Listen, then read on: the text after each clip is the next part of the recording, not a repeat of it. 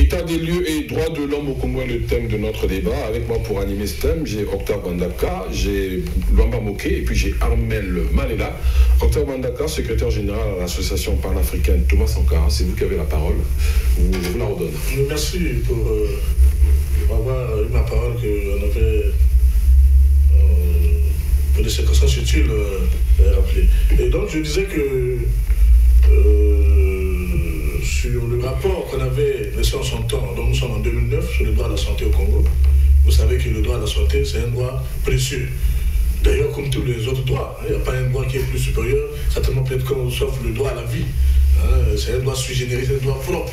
Alors si on vous ôte de ce droit, du coup, d'autres droits sont voués à l'échec, sinon à la mort. Et donc, la santé étant un droit précieux, mais de 2009, quand on dénonçait, et peut-être de nos jours, les Congolais ne jugent pas véritablement de leur droit à la santé. Donc les pouvoirs publics sont toutefois indexés.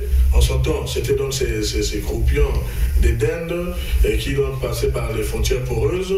Et donc à ce moment-là, le gouvernement est indexé, le ministère du commerce et des approvisionnements, et naturellement de la santé et de la population.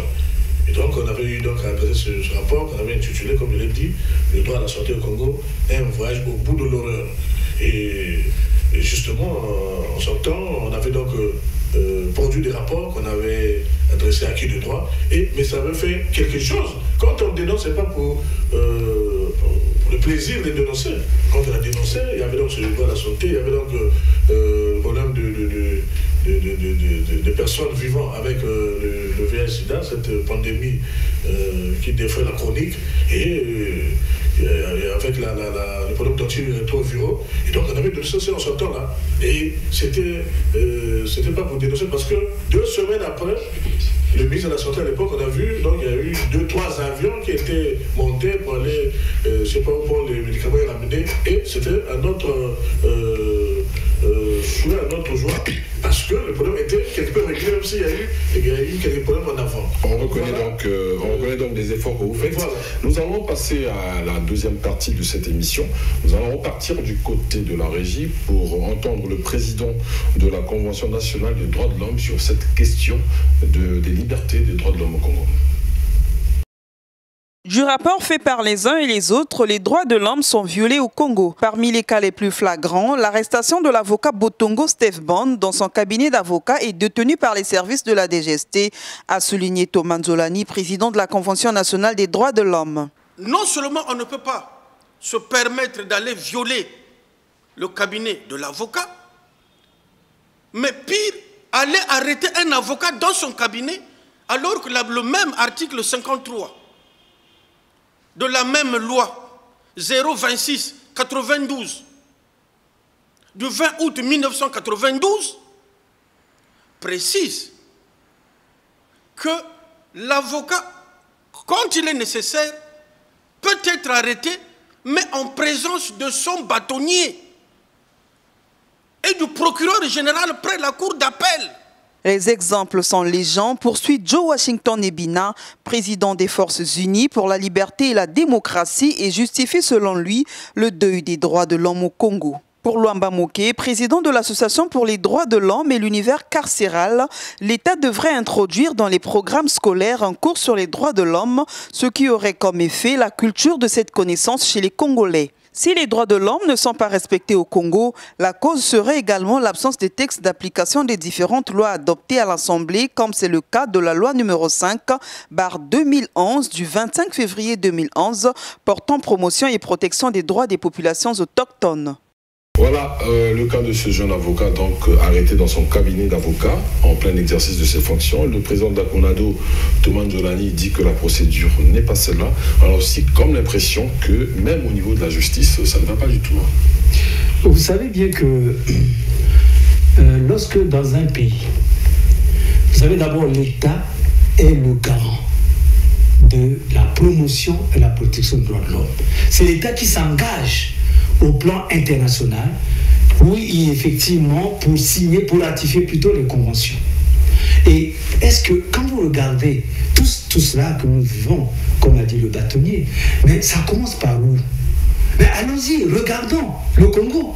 Est-ce que nous avions un institut de droits de l'homme? Ça n'existe nulle part.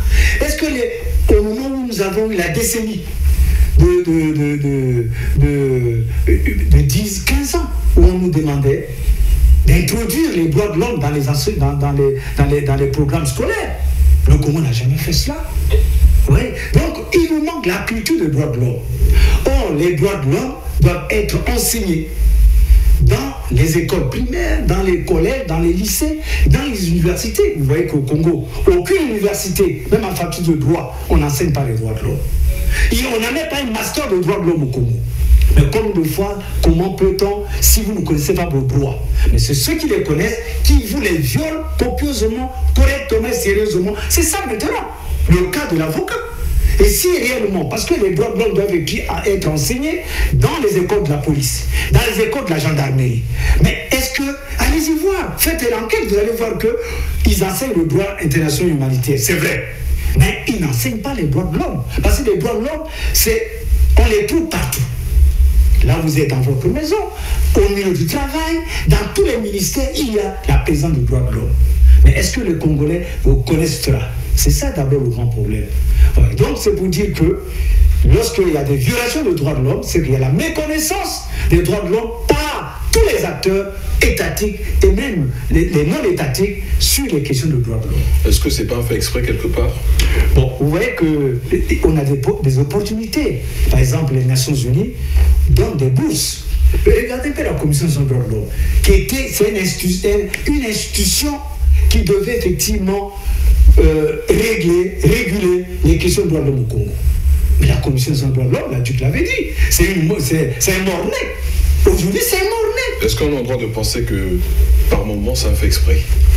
Nous pensons la violation des droits de l'homme, ou c'est plutôt l'ignorance? Non, il y a aussi l'ignorance, parce que vous savez bien qu'il y a aussi le manque de sanctions.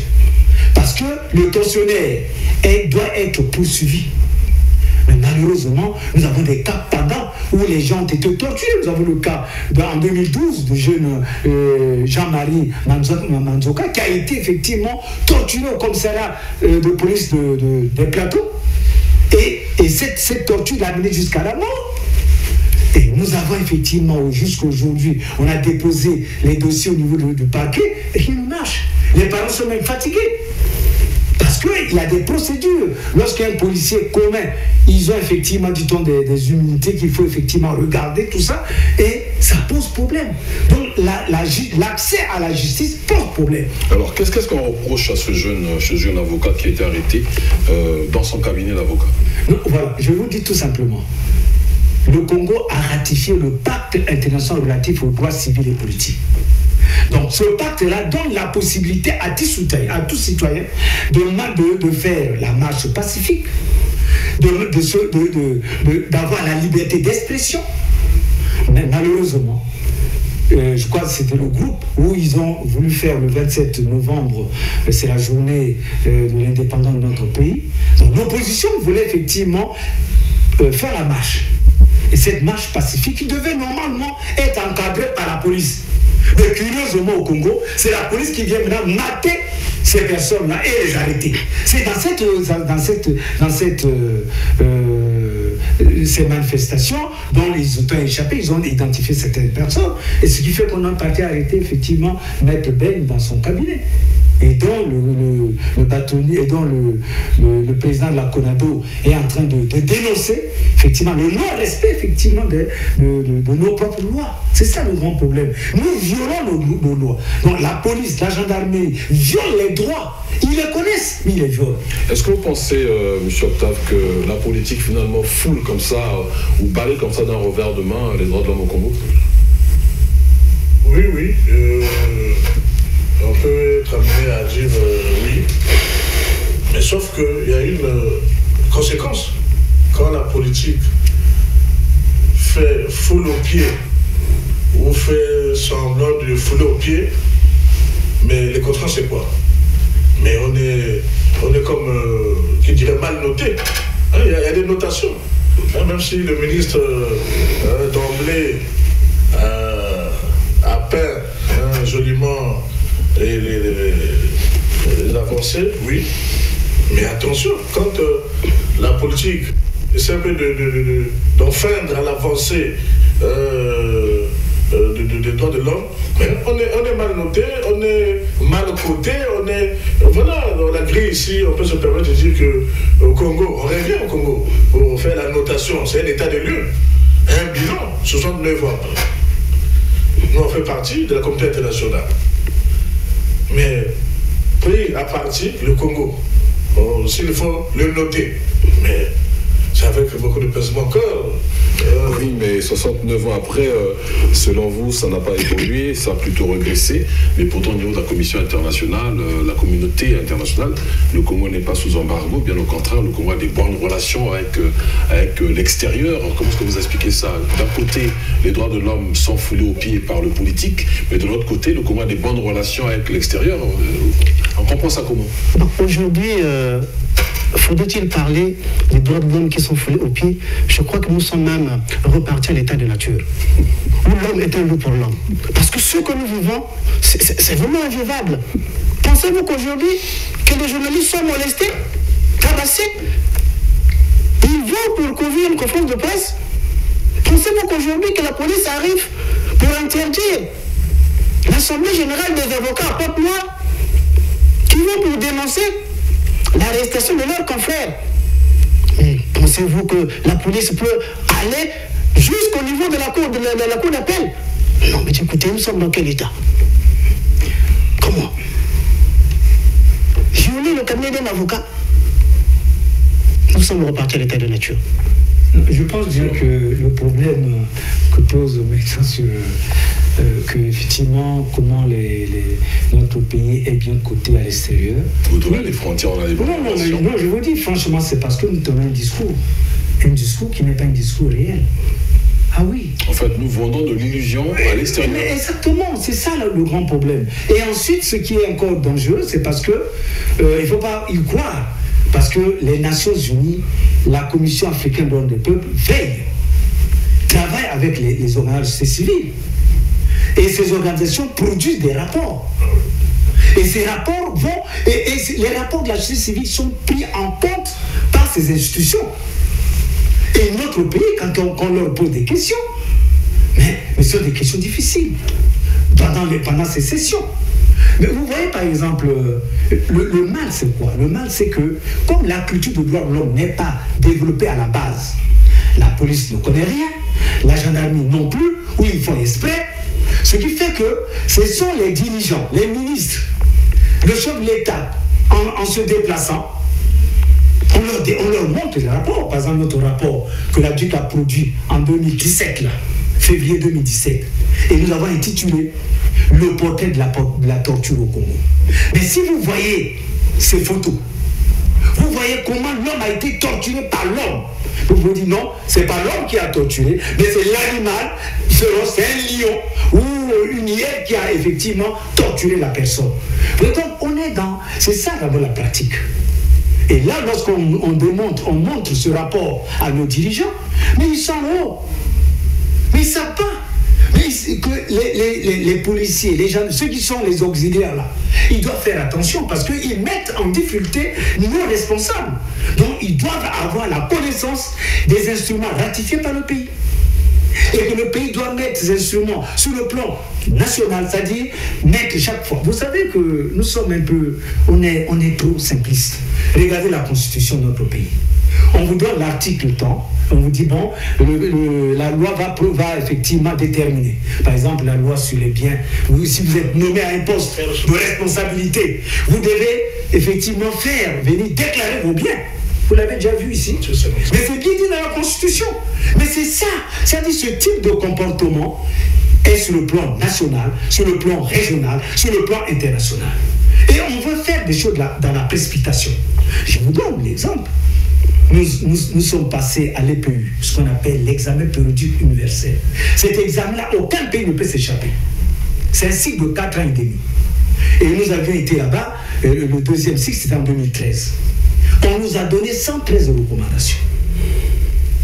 Et nous devons répondre sur ces 113 recommandations d'ici 2018, au mois de novembre ou décembre. Et ça parle de quoi ces recommandations? Non, les recommandations disent ceci, que le Congo doit harmoniser, je donne quelques recommandations. Il y a une recommandation, on demande au Congo de donner la possibilité aux organisations civiles d'aller visiter les lieux de détention. Et une autre recommandation, on demande au Congo de ratifier le protocole portant effectivement sur le deuxième protocole du pacte international relatif aux droits civils et politiques dans le cadre de l'abolition de la peine de mort. Mais nous avons inscrit la peine de mort dans la Constitution. C'est insuffisant. Il faut prendre une loi pour déterminer que le Congo va vers l'abolition de la peine de mort. Oui, mais vous étiez absent lorsque, à l'extérieur, le Congo a donné des chiffres qui sont faux au FMI. Nous sommes dans le droit économique de tout citoyen. Le Congo n'a pas dit exactement quelle était sa situation financière en ne disant pas la vérité au FMI. Ça, c'est aussi un droit qui a été violé. Mais vous, la société civile, on ne vous a pas vu réagir là-dessus? Non, ne vous en faites pas. Nous avons effectivement, la société civile s'est retrouvée avec lui. Nous avons écrit à la directrice générale et en demandant que l'implication de la société civile congolaise dans le processus de négociation. Évidemment, oui. Et nous avions été reçus par la délégation du FMI. Et aujourd'hui, je vous donne l'information. Nous serons reçus le mercredi, ce mercredi-là, à 10h30 à la délégation, à leur siège, à la BDAC. Et nous allons effectivement discuter avec la délégation parce que nous avons les inquiétudes dans le sens que le pays était un pays qui avait beaucoup d'argent et qu'on avait même un compte des générations futures qui est porté disparu. Et on ne sait pas où est parti ce compte-là. Personne ne peut effectivement demander au ministre et ni le Parlement. Mais le Parlement est resté muet. Même pas une mission d'enquête. Mais l'argent est parti. Ça, c'était à titre de rappel. Mais finalement, le droit à l'information des citoyens, vous ne vous battez pas non plus là-dessus. Non, c'est une information. Non. Le droit, bien évidemment. Nous travaillons sur les questions, effectivement. Monsieur, oui, allez-y. Bien évidemment, sur le droit à l'information. Non, nous ne sommes pas en marge. Qui nous informe, c'est RFI. C'est pas la société civile qui mène ces enquêtes. Non, mais vous savez, la société civile aujourd'hui, si aujourd'hui, au niveau de la presse, vous savez, lorsque nous avons des activités, quand nous appelons la presse, la première question qu'ils nous posent, c'est quoi? Il s'agit de quoi? Même la presse, ils ont peur. On nous pose, il s'agit de quoi? De quelle activité? Ils ont peur pour venir. Est-ce qu'on vous a déjà posé la question à Vox, il s'agit de quoi? Non, mais peut-être pas Vox. Mais parce que c'est la raison pour laquelle, tout au début, nous avons dit ici que vous nous accompagnez. C'est vraiment un outil de promotion pour nous, les droits de l'homme. C'est très encourageant le travail que vous êtes en train de faire. Mais lorsque nous avons des activités, les journalistes, quand ils viennent, ils ont peur. Dernièrement, la toute dernière activité que nous avons eu à faire, lorsque nous avons dénoncé les conditions de vie d'incarcération du journaliste Juste Fortuné Ndombe. Alors, dans la salle, nous avons posé les questions. Mais ce que vous êtes en train de faire, est-ce que vous n'avez pas peur? Je dis, mais comment?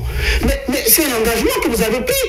Mais vous, les journalistes, vous devez être de commun accord avec la société civile. On doit marcher ensemble. On doit prendre la même route. C'est ça le problème. On doit prendre la même route. La société civile et le journaliste, nous menons un même combat. Oui, mais est-ce que le discours tenu par Juste était un discours conciliant? Ça ne frisait pas l'insulte que... S'il vous plaît, le discours tenu par Juste, c'est vrai. Mais la question que nous avons dénoncée, c'est quoi? Vous savez, même Hitler en prison avait un minimum de liberté. Il avait même écrit son livre Mein Kampf. Il avait écrit, il était en prison. Pensez-vous qu'aujourd'hui, que quelqu'un comme le journaliste, comme Juste Fortuné Ndombe, soit en isolation, dans une cellule sombre, sans toilette, rien du tout? Mais c'est inhumain. Comment ça? Hitler qui a commis des atrocités dans ce monde-là. Mais quel est le péché, quel est l'horrible péché que le journaliste Juste Fortuné Ndombe ait pu commettre pour qu'on puisse lui accuser tous les péchés d'Israël? Tout à l'heure, comme Alexandre disait qu'ils n'ont pas l'information, la société civile n'informe pas. Non. La société civile informe, mais malheureusement, les pouvoirs publics ne prennent pas ça au sérieux. Regardez un peu, nous avons organisé la conférence plusieurs fois. Nous avons écrit un mémorandum sur les réfugiés rwandais. Nous avons fait des conférences de presse sur cette question. Et nous avions, et à la commission Commission africaine de l'homme des peuples, la 61e session qui s'est déroulée à Banjul du 1er au 15 novembre, la DUC a pris part.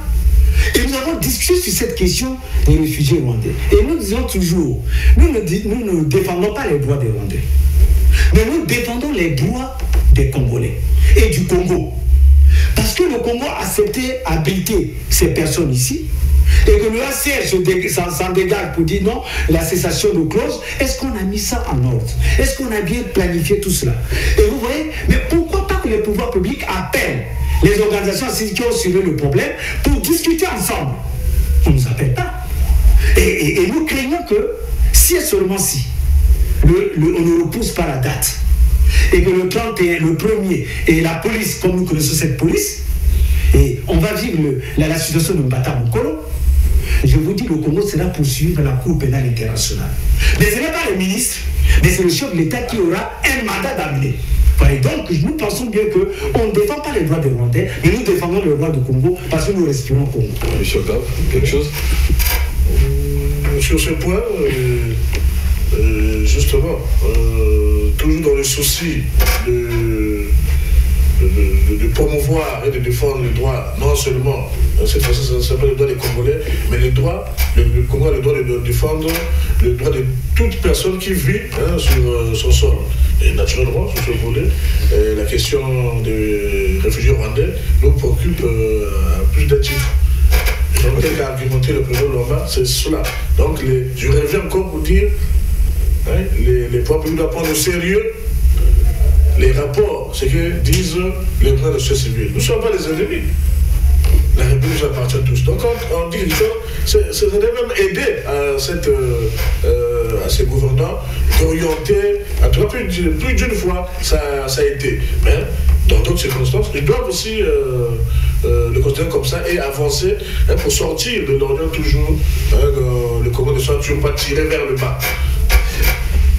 État des lieux des droits de l'homme au Congo, évidemment, avec ces messieurs de la société civile, vous comprenez qu'on a quand même l'impression à les entendre que les droits de l'homme sont bafoués au Congo, mais on sait quand même, vous n'allez pas refuter cela lorsque vous prenez la nationale numéro 2 ou que vous preniez la nationale numéro 1, vous regardez bien à certains villages qu'il y a des espèces de citernes verts, jaunes, rouges.